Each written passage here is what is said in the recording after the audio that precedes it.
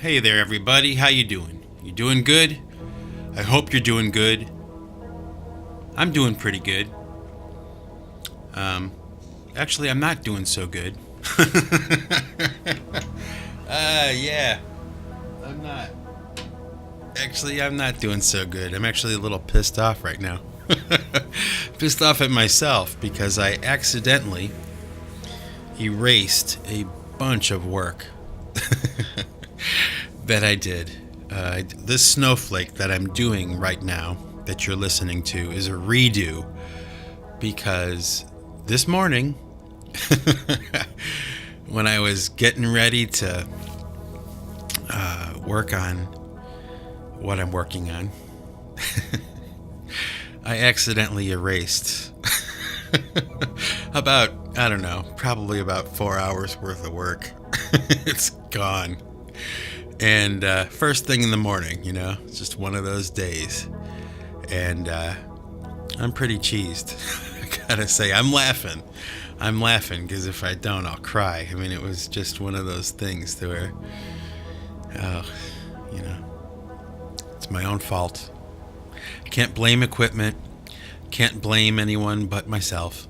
So I wanted to continue my discussion about the word fame. Actually, I'm kind of regretting calling this series, fame, because I have to keep saying the word, and I just can't stand it. I really hate it. But, I started it, so I'll finish it. So this is the continuation of the conversation about fame. And in the last episode, I kind of left off with the pipe choir live situation kind of fizzling out.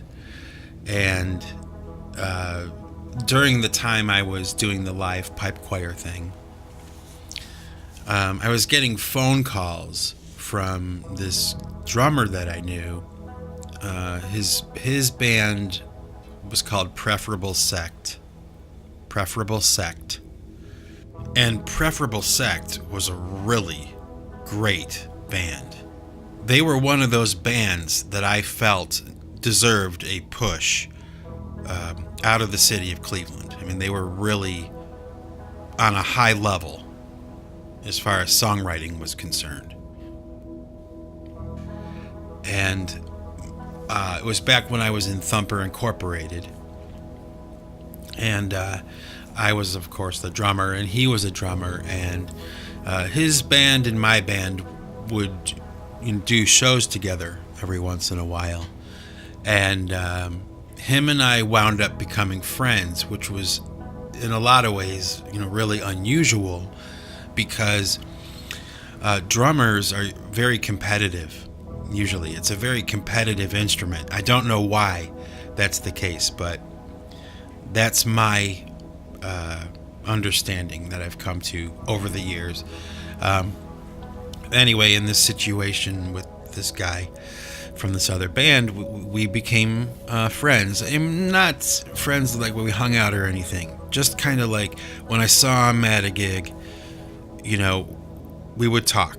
And, naturally when bands are playing together, they'll kind of like mingle and talk and stuff. And him and I would always kind of wind up kind of separate from the crowd, having a real conversation about something. And he was a really great drummer.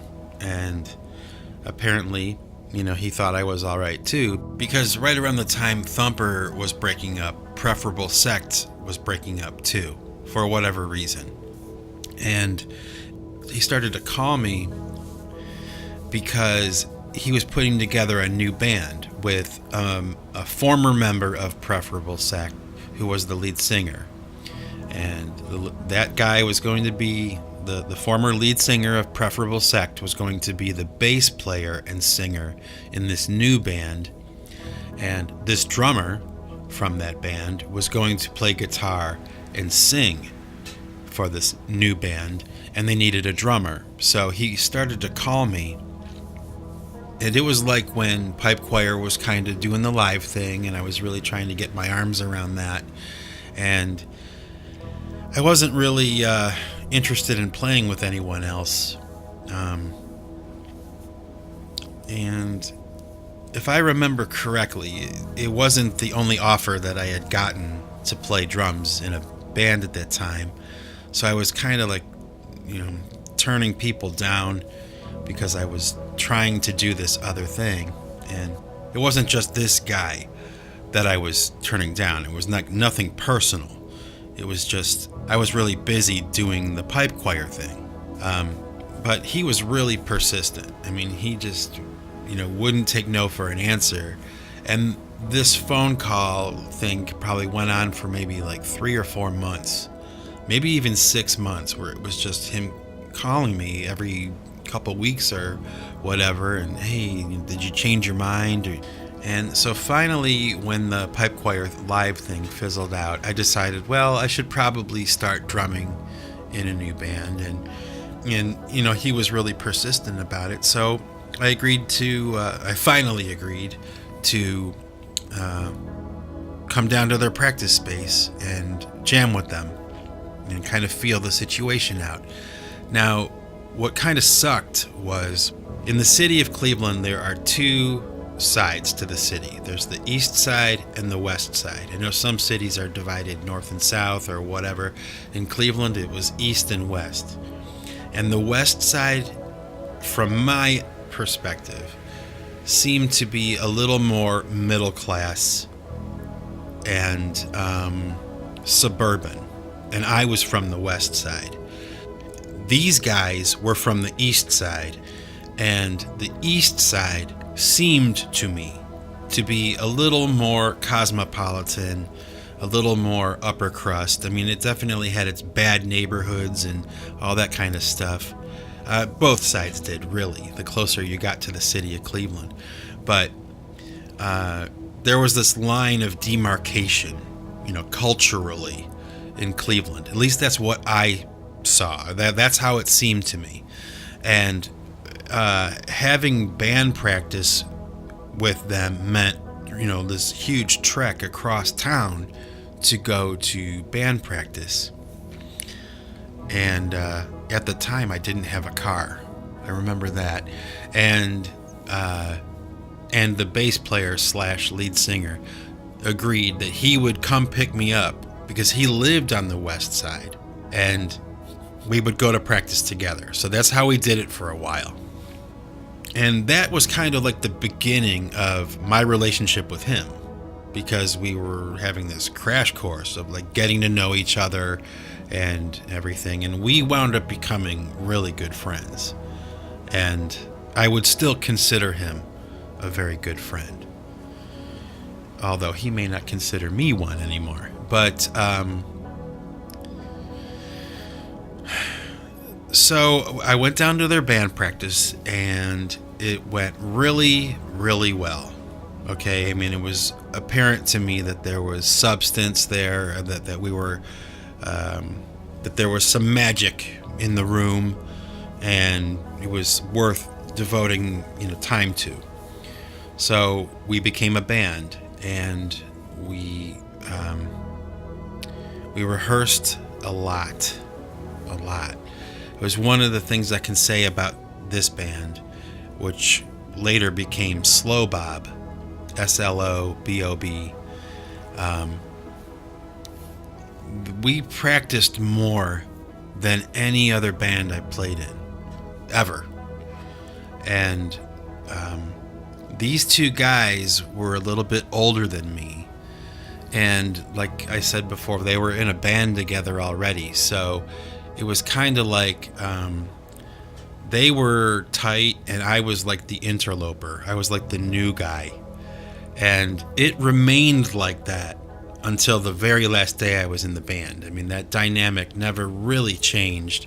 It kind of always stayed that way, that we were a trio, and when a decision needed to be made, if we each had an equal vote, I usually lost, because they would usually vote together. And that's just how it went. So we rehearsed so much, and they were very methodical musicians. They were not loose and bacchanalian and your typical, stupid, rock star kind of guys. They were very scientific about what they were doing. I mean, everything was thought out and very carefully executed. And, like I said, of course, that meant rehearsing over and over and over again. I mean, we agreed to practice 3 nights a week, and we practiced our set that we eventually worked out 3 times a night. Now, the set list for Slow Bob was about an hour long. Okay, we had 12 songs. It took us about maybe 6 months to a year to really kind of write the material and have it ready for public presentation. And, we practiced so much. And at the time, it was really physically exhausting to play. I'm not sure if people are really aware of just how physical of an instrument the drums are, but I can tell you that imagine yourself, sitting down for an hour and flailing your arms around pretty much nonstop, and your feet are being used as well. So, all 4 of your limbs are actively moving, and it's nonstop for an hour, I remember back in 2006, I had a personal trainer, and she was teaching me like the rudiments of weightlifting and everything. Practices that I still employ to this day. But I remember talking to her about the physicality of drumming, and she was kind of just looking at me like, what are you talking about? Like, what do you mean drums are a physical instrument? I'm like, trust me, you have no idea. It is hard. It's not easy.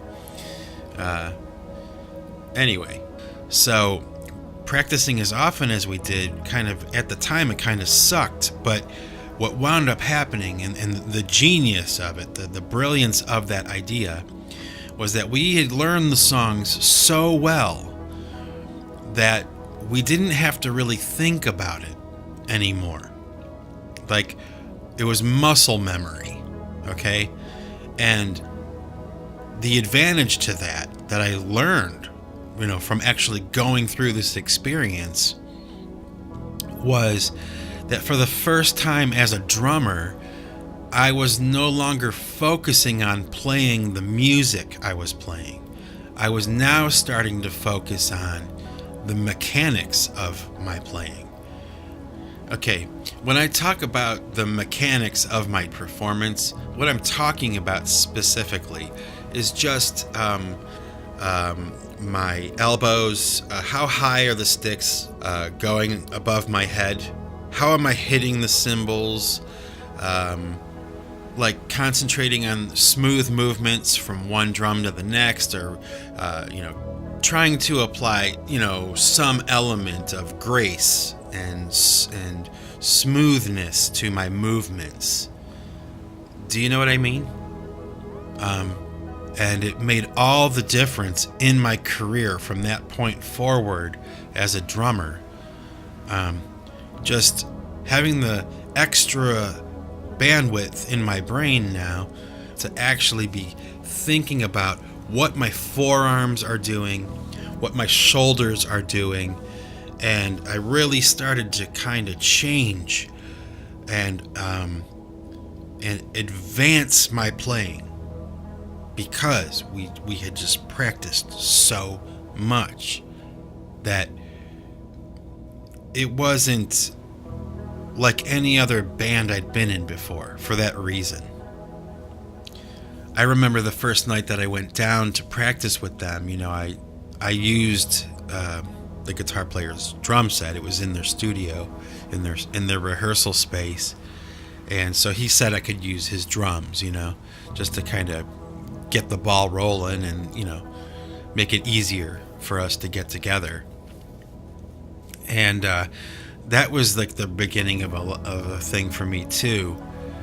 with this drummer because, he was really a technical drummer. He was like a jazz cat, formally trained on drums. And I was more street. I mean, I won't kid you.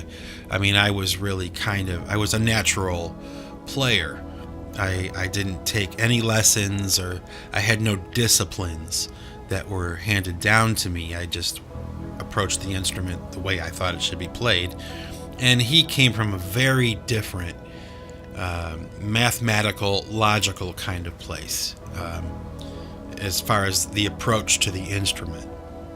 And at first that was kind of like a clash a little bit, but it was also like a very positive thing, because even just sitting down at his drum set for the first time, it was so much different than mine. He had invested a lot of money into his drums, and he was very careful about what drums he purchased. And I mean, he knew, how many plies the shells had on the drums, and how many millimeters the drum heads were, and he was just so into that.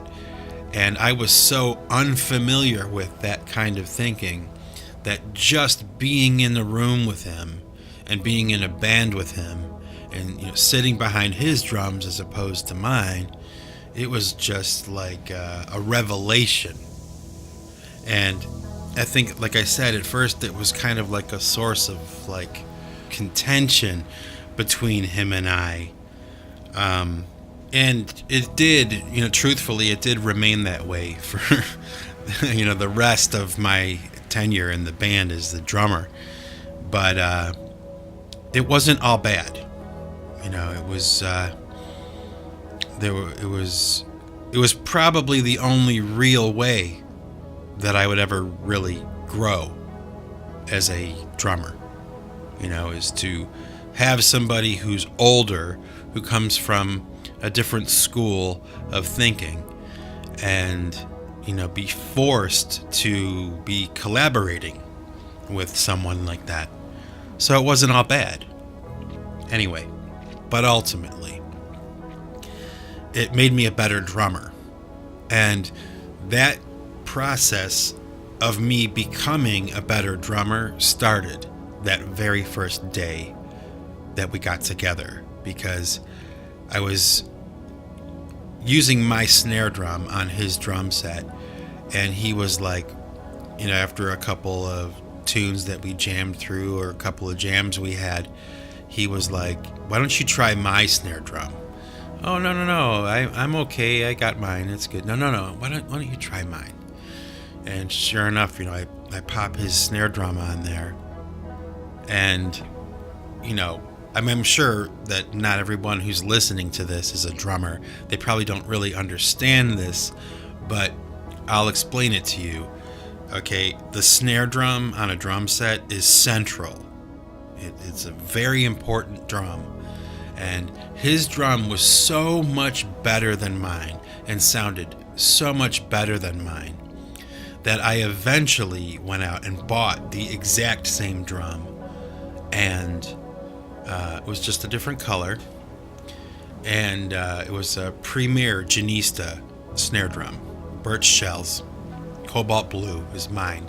His was like a burgundy, and with a die-cast rim on the top, and that changed everything for me. That drum, almost became like my signature sound. Like when you listen to pipe choir songs, you hear that snare drum. I mean, that is the same drum that I was using back in Slow Bob. And I'll elaborate on that more later. But this process began of me in this exponential growth as a drummer, only because I was jamming with this guy. And there was a lot of friction, and that's kind of like how we worked as a band. I mean, in the creative process, it was really led by those two guys, and I was kind of taking a back seat in a lot of the choices and decisions. But one of the differences, I would say, between him and I as drummers and our approach to that instrument, and he would probably agree with this, I'm not sure, but he would probably agree, is that I had a different kind of energy level to my playing. I wasn't as restrained and I wasn't as streamlined. I was a little more rough and a little more hard-hitting. And that kind of style, slowly merging with what he was giving me, what he was teaching me, really molded me into a drummer who was really, I really felt playing in slow bob, especially by the time I was exiting the band, because that eventually happened, obviously. I really felt I was playing at the top of my level. I mean, for a guy who was self-taught on the instrument, I was really playing at a high level now, and it was because of him. It was not because of me, it was because of him. Okay, so now the music that we were playing was very confrontational, very heavy. It was cool because we had two vocals going at the same time. Both, the guitar player and the bass player would be singing, so they had this gang vocal thing going while we were playing, and it was really intense music. You can check out Slow Bob's music on a YouTube channel. I've made a Slow Bob YouTube channel. I don't think it has any subscribers or anything, but the music is there for people to listen to if you're interested in that. And if you do go check it out, do me a favor and subscribe. Help me out. I need all the help I can get. But so yeah, the music we were making was really, really sophisticated and very heavy. What they would call back then, I think they called it like sports rock or math rock. A lot of odd time signatures, a lot of odd numbers, not a lot of evens, and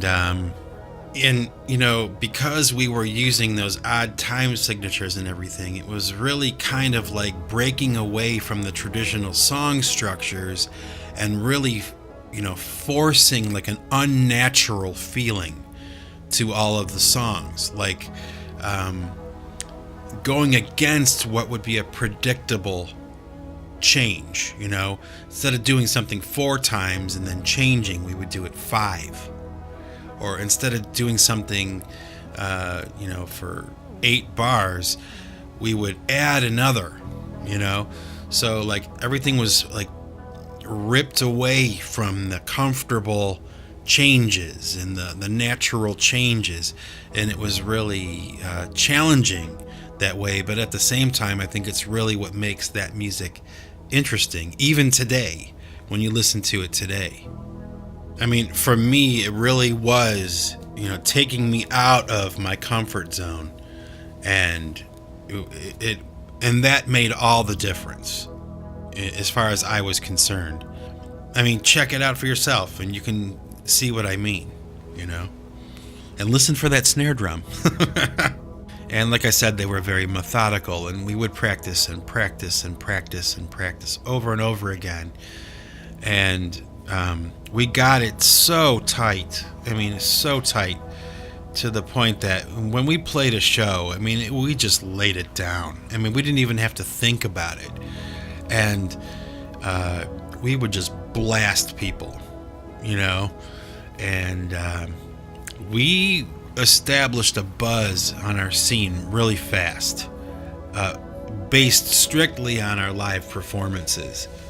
And we started to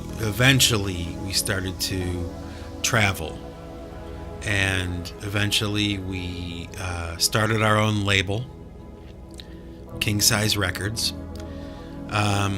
I mean, we did all kinds of things, and I guess I can leave off right here and pick it up in the next episode. I'm going to be talking a lot about Slow Bob,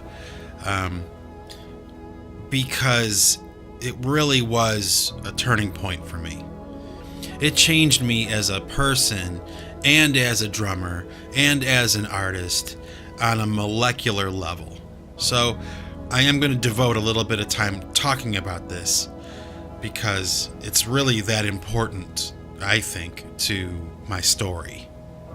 Yeah, so I think I'll stop there for this episode, and I'll pick it up in the next.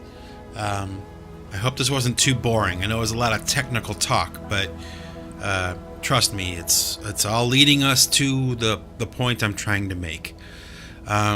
So for now, this is Mike Bostwick from Pipe Choir Records signing off. And remember, folks, if you want to keep what you've got to give it away. Take it easy.